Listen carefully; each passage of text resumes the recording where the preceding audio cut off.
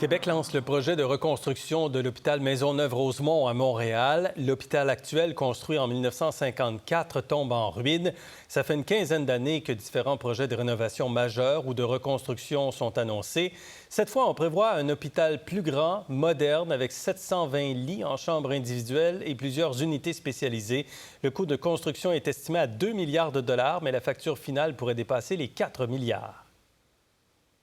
Le coût de construction ne compte pas les honoraires professionnels, ne compte pas ce qu'on appelle toute la question des équipements cliniques qui peuvent être de 500-600 millions pour un projet comme ça, ne compte pas ce qu'on appelle les provisions pour imprévus, etc. Avec nous, David Levine, ancien administrateur de la Santé, ancien ministre délégué à la Santé sous Bernard Landry. Vous avez été PDG de l'Agence de la Santé et des services sociaux de Montréal. Bonsoir. Bonsoir. Le député de Rosemont, Vincent Marissal de Québec solidaire, disait aujourd'hui « Ce n'est pas un caprice que de refaire ou de reconstruire l'hôpital ». Est-ce qu'il était temps d'arriver à cette journée-là, M. Levine? C'était temps d'arriver il y a une vingtaine d'années facilement. Comme PDG de l'agence, on avait recommandé de refaire l'hôpital. Ça aurait coûté 800 millions à l'époque. Évidemment, on avait le CHUM et le CUM et le focus du gouvernement était là-dessus. Mais l'hôpital est désuet, il dessert complètement l'est de Montréal ainsi de l'autre côté de Montréal. Et le fait d'avoir attendu si longtemps, bien, ça fait grimper le prix d'une façon assez difficile de réaliser.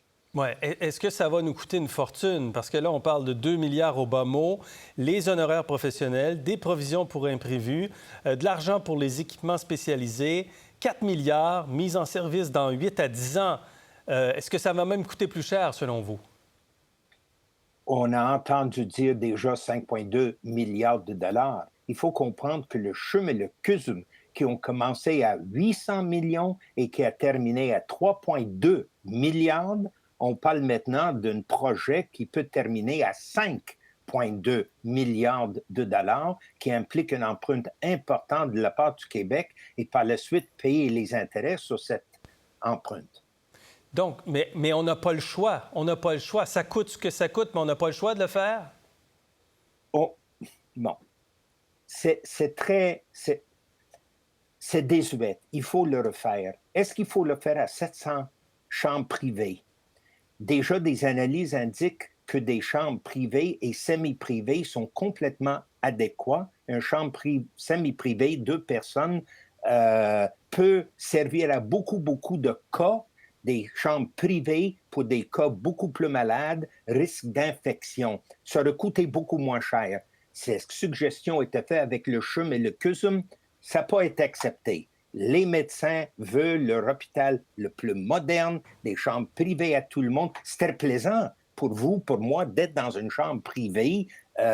Mais si on a une fracture on doit rester à l'hôpital, si on a une petite infection ça prend un antibiotique puis il faut rester à l'hôpital, on est capable de rester dans une chambre semi-privée. Ouais. La chose le plus importante avec ça, c'est qu'on reste encore hospitalo-centrique. Au lieu d'avoir fait le virage ambulatoire dont on a parlé sérieusement et investi dans une infrastructure dans la communauté, on n'aura pas fait. Et là, on vive les conséquences de continuer un système hospitalo-centrique. On ne fait pas des urgences dans la communauté, on fait des urgences à l'hôpital et tout le monde les utilise.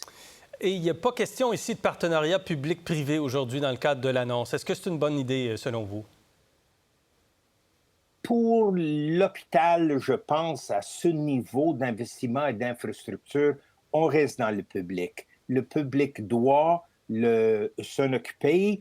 Est-ce que ce serait aussi efficace que si c'était entièrement dans le privé? Un débat. Ouais. Je ne suis pas fait un critique ou pas de critique. On a aussi bon gestionnaire dans le public qu'on a dans le privé. On peut utiliser le privé pour beaucoup plus d'autres choses et surtout ce qui concerne infrastructure et bâtiments.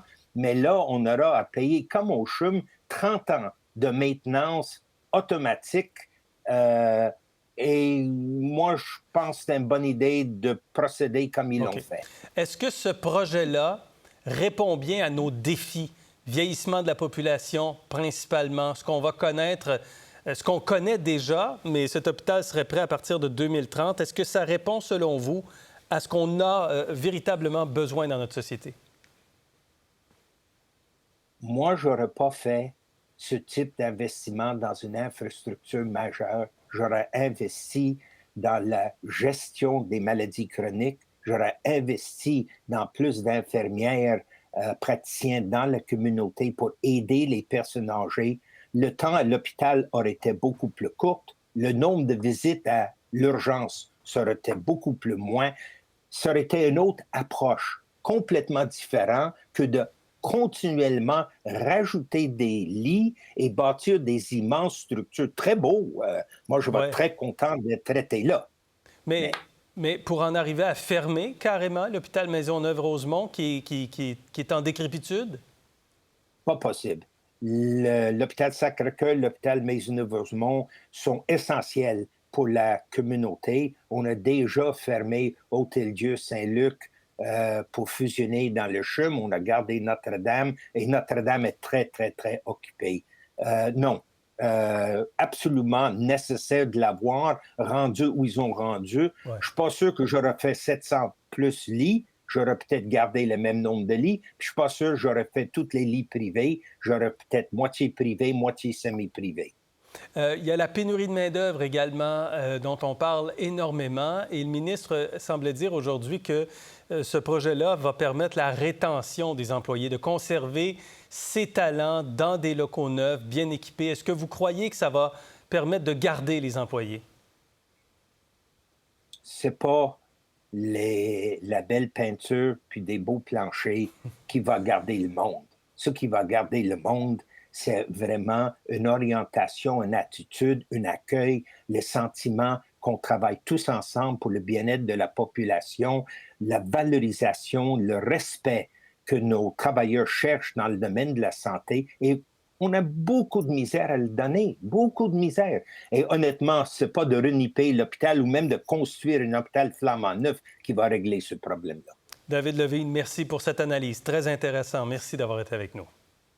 Un plaisir. Pour voir nos émissions en entier, rendez-vous sur la chaîne Ici RDI.